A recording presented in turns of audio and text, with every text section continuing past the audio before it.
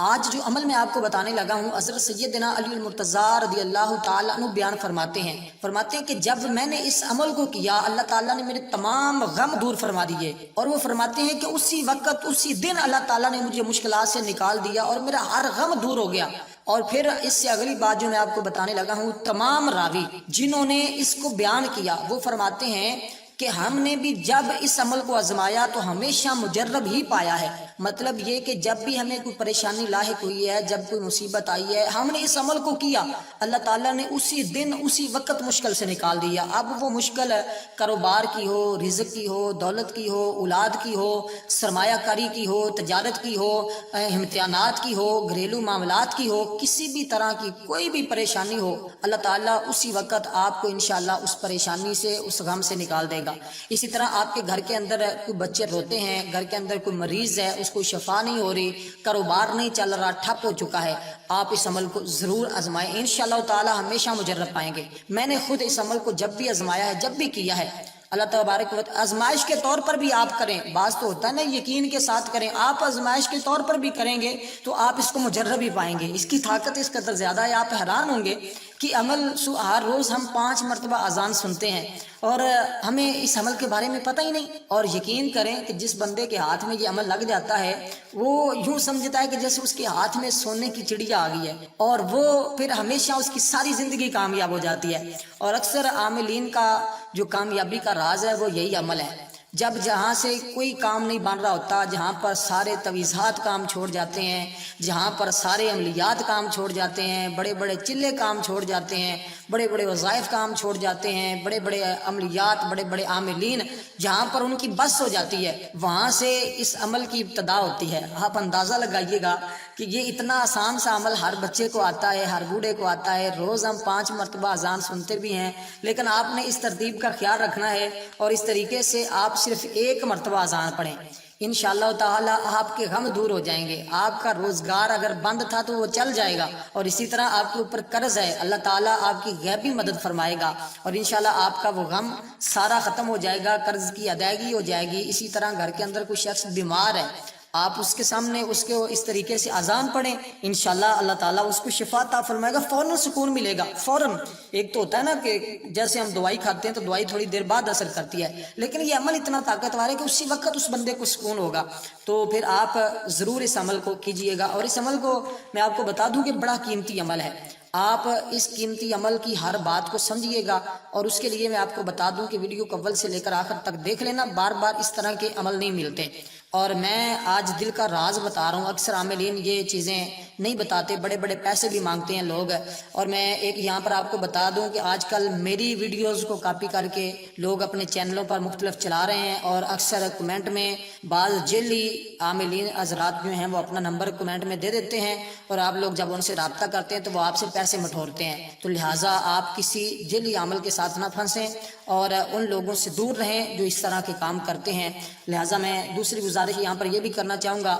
کہ جمعۃ المبارک کے دن ہماری دعا ہوتی ہے، اگر آپ اس کے اندر اپنا نام شامل کروانا چاہتے ہیں، اجتماعی دعا ہوتی ہے، اور آپ کو پتہ ہے کہ دعا انسان کی تقدیر بدل دیتی ہے۔ اگر آپ اس کے اندر اپنا نام شامل کروانا چاہتے ہیں تو 11 مرتبہ درود پاک پڑھ کر کمنٹ میں اپنا نام لکھیے گا، انشاءاللہ آپ کو ضرور دعا میں یاد رکھا جائے گا۔ بہت سے لوگوں کی اس دعا کے ذریعے زندگی بدلی ہے، انشاءاللہ اگر اللہ نے چاہا تو ضرور بضرور آپ کے حق میں بھی ہماری دعاؤں قبول ہوں گی، اور آپ بھی ایک دوسرے سے دعا کے لیے ضرور کہا کریں، کیونکہ مومن کا ہتھیار جو ہے دعا ہے، اور دعا کو عبادت کا مغز بھی کہا گیا ہے، اور مغز انسانی جسم کے اندر سب سے بہترین چیز ہوتی ہے، اور عبادت کے اندر سب سے بہترین چیز دعا ہے، اور دعا ضرور آپ خود بھی کیا کریں اور اپنے بزرگوں سے بھی کروایا کریں، اس سے انسان کی زندگی میں راحت آتی ہے، سکون آتا ہے۔ یقین جانیں یہ بالکل آسان سے کام ہے، آپ یہ آسان سے کام کر لیں، اس کے ساتھ آپ کو کسی عمل کی ضرورت ہی نہیں پڑے گی۔ میں نے اس عمل کو آزمایا ہے کہ جب بھی مجھے پیسوں کی ضرورت پڑتی ہے میں اپنے والدین کے لیے دعا کرتا ہوں، اللہ تعالیٰ یقین جانو والدین کے حق میں دعا کرنے سے اتنا کچھ عطا فرماتا ہے، میں خود حیران ہوتا ہوں، اور میں یہ آج آپ کو اپنے سینے کا راز دے رہا ہوں، آپ اس کو ضرور اپنے سینے میں محفوظ کر لیں تاکہ آپ کی زندگی بھی آسان ہو جائے۔ اس کے بعد آپ رب سے جو بھی مانگیں گے اللہ تعالیٰ آپ کو خالی نہیں لٹائے گا۔ اب میں آپ کو بتا دوں کہ یہ عمل آپ اس کو جمعرات کے دن کر سکتے ہیں، جب بھی کوئی مصیبت کوئی مشکل آپ کو لاحق ہو، کوئی پریشانی لاحق ہو، یا کوئی بد اخلاق آپ کے گھر کے اندر شخص ہے یا آپ کی اولاد بد اخلاق ہو چکی ہے، جو اس کے بارے میں بھی میں آپ کو بتا دوں، جس کی عادتیں خراب ہو جاتی ہیں۔ آج والدین اپنے بچوں کی وجہ سے بڑے پریشان ہیں کہ بچے بات نہیں مانتے، بچے کہنا نہیں مانتے اور بچے ضدی ہو گئے ہیں، اور اس وجہ سے والدین بڑے پریشان ہیں، کیونکہ میرے پاس اس طرح کے کیسز آتے رہتے ہیں، والدین شکایتیں کرتے ہیں، مجھے ان چیزوں کا پتہ ہے، خبر ہے۔ تو جس کی اولاد